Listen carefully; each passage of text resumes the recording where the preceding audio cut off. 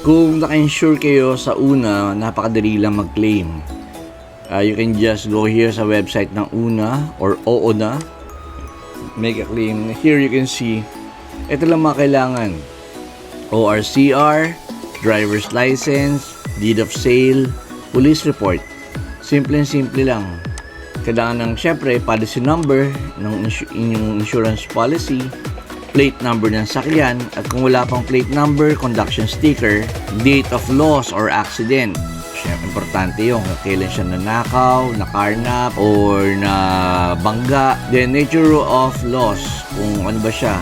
Nanakaw ba siya, nasunog, na bangga, yun. And then, brief summary of the accident. So, madali lang yan. Just submit it together with the documents.